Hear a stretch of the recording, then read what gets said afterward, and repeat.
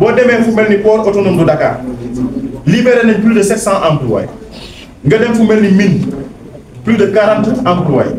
nga dem fu mel ni LONASE plus de 600 emplois waaw loolu moom moo waral tey ñu gisaat benn phénomène boo xam ne dafa commencé jóg muy l'immigration clandestine te boobu ba léegi des centaines de jeunes ñoo ciy perdre la vie te Sonko waxu ci Diomaye waxu ci boobu ba léegi ñu ngi ci politique politicienne. boo defee une analyse wala nga am une observation succincte de leur façon de faire da ngay xam ne ñoom actuellement nii ñu ngi xam ci warma li nga xam ne mooy suñu république la république bi nga xam ne Senghor moo ñu ko indi la ñu tëgg ko nekk gaz bi nga xam ne tey jii Sénégal bu demee ban di ko cité ci wàllu démocratie ci wàllu en tout cas doxalin boo xam ni un petit pays ñu di ko cité c'est grâce à ñooñu nga xam ne ñoom ñoo ci jël tey mais on a constaté que depuis 4-5 mois kenn yooyu nga xam ni mooy les fondamentaux d'une république ñu ngi koy foulé au pied liñ ci mën a jàppaat mooy bu ñu gisee ku mel ni le premier ministre Ousmane Sonko on a l'impression que moom c'est lui le président de la République il en tout cas passe outre ses prérogatives te loolu jàpp ma ni baax na ci ëllëgu Sénégal moo tax képp koo xam ni en tout cas tu es averti war nga jóg taxaw et sur ce maintenant les jàmbaar la cellule des cadres du mouvement Gëm Sa Bopp ñoom parewuñu pour accepter loolu noonu et comme exemple mën nañ ci jël boo xoolee actualité bi ak crise bi nga xam ni fa lañ jëm te nunguñ ko tudd et on va vers une crise gis nañu xew Assemblée nationale les députés quoi que l'on dise ñoom ci seen bopp ils jouissent de la confiance du peuple sénégalais ñoom ñoo leen fal donc am nañ droit doxal seen vie parlementaire mais boo xoolee le gouvernement da nga naan ñii dañ leen mépriser à la limite da nga naan sax est-ce que ñoom soxaluñu envers ces représentants ces élus du peuple loolu nag du loo xam ni tey jii en tout cas le Gëm Sa Bopp lay jàmbaar mën na ko accepter. le premier ministre actuellement nii mooy Ousmane Sonko démb wala barki démb dégg ngeen li mu wax leer la nee na dissolution assemblée dafay am wala mu ni sax gouvernement bi nga xam dañ ko war a renverser duñ ko renverser. on a l'impression que moom actuellement nii dafay jouer sax rôle parlementaire te jàpp nañu un premier ministre une république warul doxee noonu et li ci gën a doy waar mooy ñi ci ëpp ñi nga xam ne ay borom xam-xam lañu les intellectuels sénégalais la société civile pour la plupart ñoom ñëpp dañu noppi face à ces dérives là donc Gëm Sa Bopp lay jàmbaar mënul accepter loolu li tax mu woote lii ci la bokk. boo ñëwee encore Moussa mi ngi koy wax sànq sur la question de bi Cheikh Omar Diagne nekk directeur des moyens généraux au sein de la présidence de la République agissement yi nga xam ne am na ko fan yi te ku ne xam na loolu mën na nekk insécurité pour ce pays là ndax dafa laal ngëm-ngëmu jàmm particulièrement les mourides quand il va jusqu'à dire que dans la mosquée sainte il y a des signes maçonniques c'est extrêmement grave et jusqu'à présent dégguñu ci le président de la République ni son premier ministre Gëm Sa Bopp lay jàmbaar mënul nag wàlle loolu et plus grave encore li mu wax jëmale ko sunu mbokk yi réew yi nga xam ci mel ni Maroc nekk un pays boo xam ne il a eu des relations extrêmement importantes ci wàllu diplomatie ak le Sénégal tey jii loolu mu def mun na saper en tout cas la relation entre ce pays le Sénégal et ce pays là aller jusqu'à en tout cas di jiiñ ki nga xam ne mooy le roi du Maroc ci li ñu bañ a tudd dem ba jéggi sax son Altesse di ko dendale ak yooyu noonu mu mel ni dara xew est-ce que loolu mooy république est-ce que les acteurs politiques que nous sommes dañu war a noppiwaale loolu Gëm Sa Bopp lay jàmbaar du noppiwaale loolu dina ko fekk à la place publique te dina ko xeex et sur ce Moussa wax na ko léegi on exige que Cheikh Omar Diagne soit démis de ses fonctions de directeur au sein de la présidence parce que bu fekk bu ko deful dafay mel ni ñoom ils sont complices bu loolu weesoo liñ ciy dolliwaat rek mooy toujours waxoon naa ko sax mooy crise institutionnelle bi nga xam ne foofu la ñuy jëm le gouvernement Diomaye Sonko dafa wax ni rationalisation d'accord rationalisation ñu proposer benn projet de loi pour ñu neenal li di conseil économique social et environnemental ak au conseil des collectivités territoriales mais li ci gën a doy waar mooy dégguñu lu ko layal bu leen laajee dañu naan promesse de campagne la mais est-ce que réellement promesse de campagne bu tegul ci dëgg est-ce que war na mën a dem bay créer une crise institutionnelle bu fekkee républicain rek la ñuy wax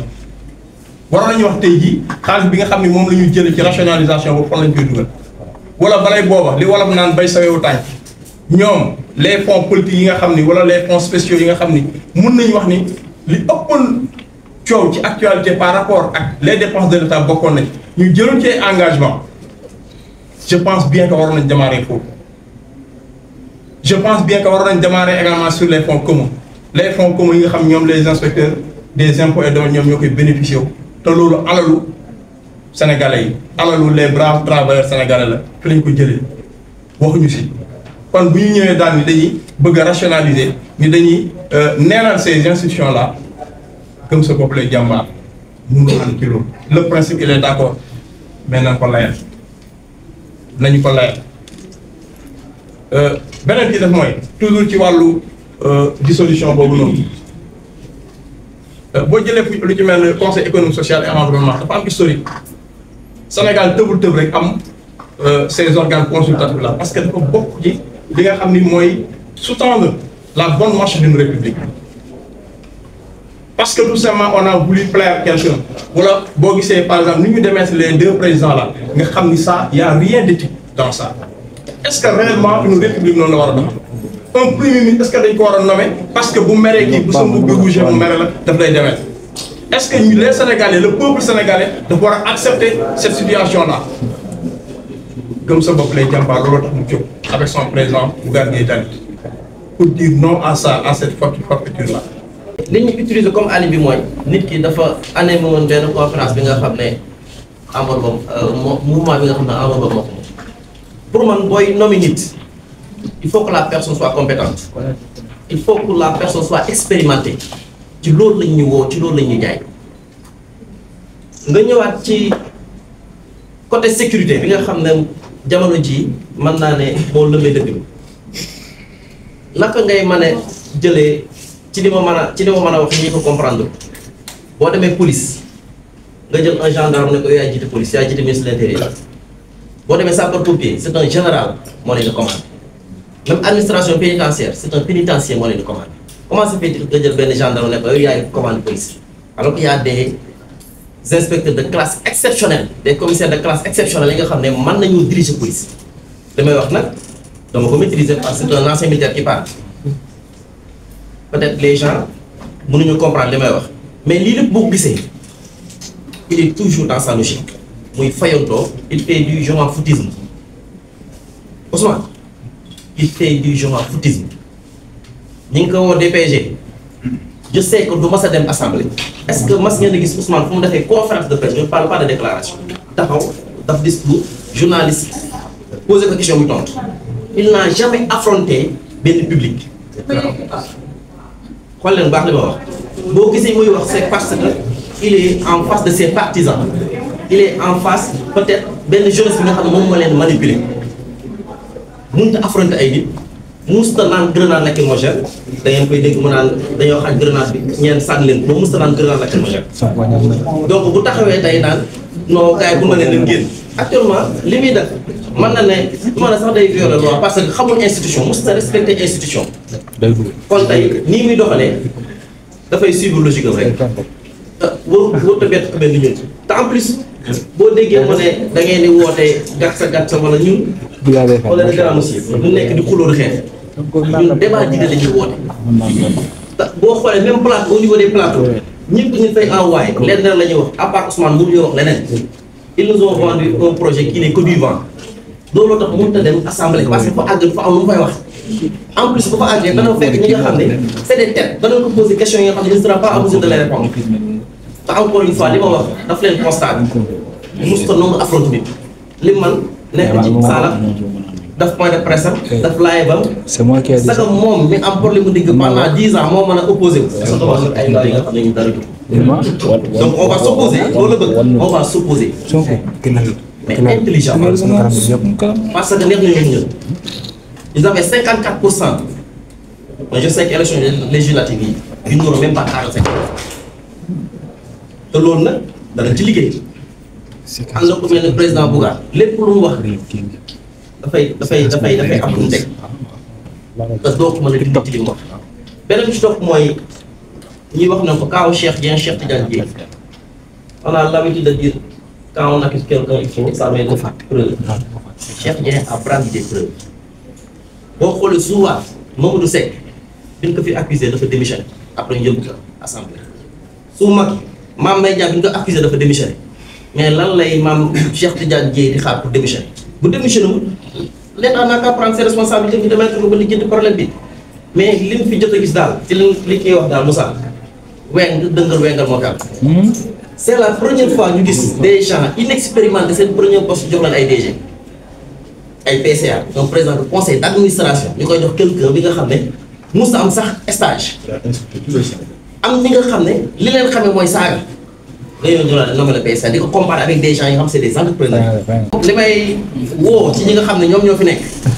nan yónnee ci ñi nga xam ne ñoom lañ jàpp ne c'est des têtes ci ñoom parce que on sait que y en a pas beaucoup nan lañ yónnee ci plateau yi qu'on fasse un débat d'idées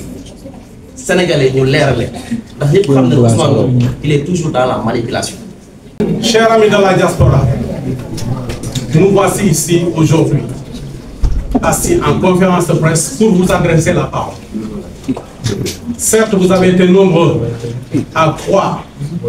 à ce projet, je dis bien, entre guillemets, que nous a vendu nos chers présidents de la République et le Premier ministre, qui malheureusement, au bout du compte,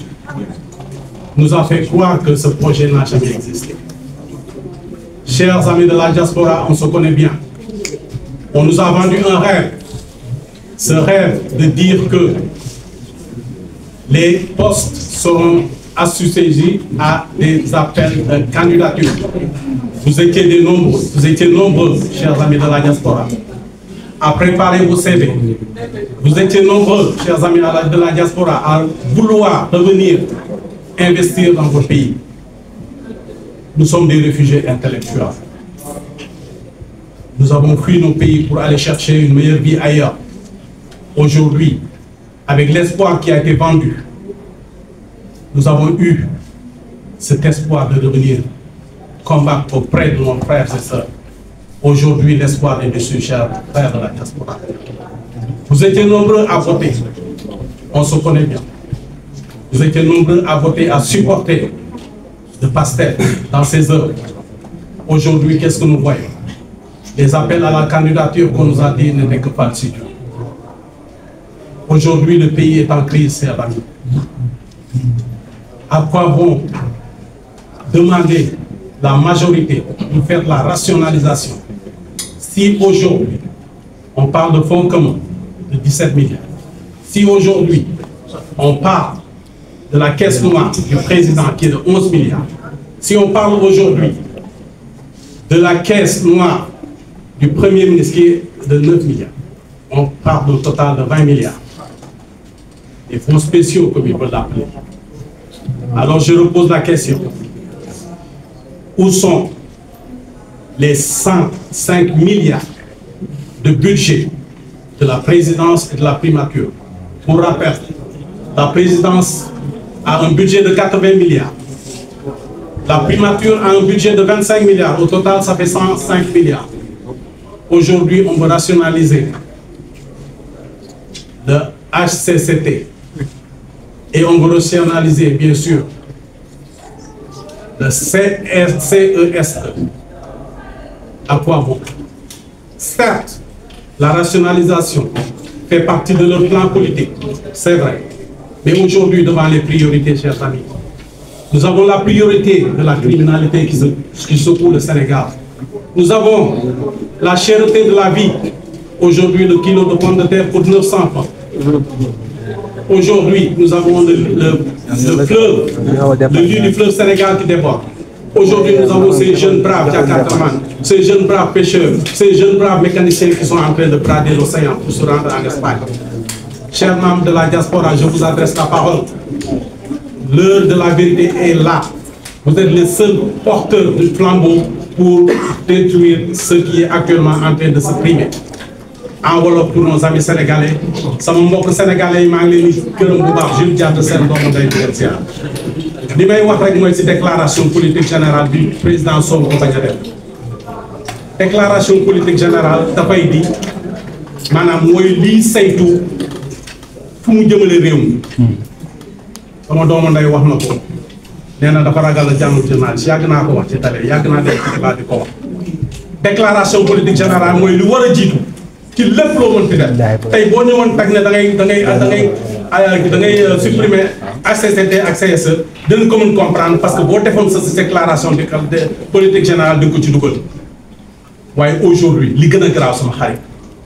mooy que mu ne woon règlement intérieur de l'Assemblée nationale dafa foofu gardu règlement intérieur de l'Assemblée nationale moo foofu benn pàcc la ci règlement intérieur mooy lii concerné déclaration de politique générale lii concerné nu mu tudd di motion de censure loolu moo foofu président Diomaye au président de l'Assemblée nationale ñaan ko ci njëkk ne ko ñëwal ngir yàlla owal jëwriñ yi ñu liggéeyaat ma pàcc mu dégg ndigal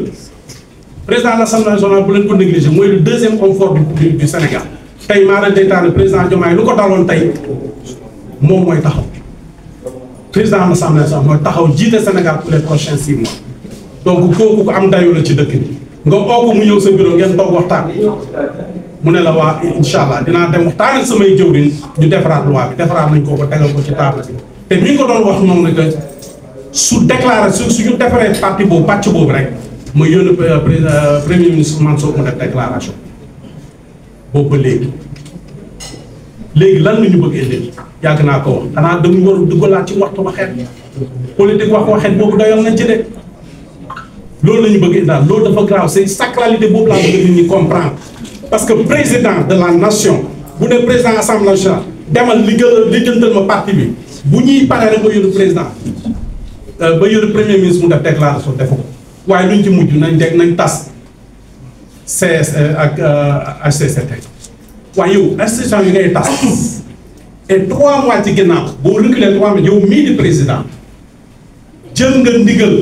ne leen jox naa leen 5 axes 5 objectifs 3 mois ci ginnaaw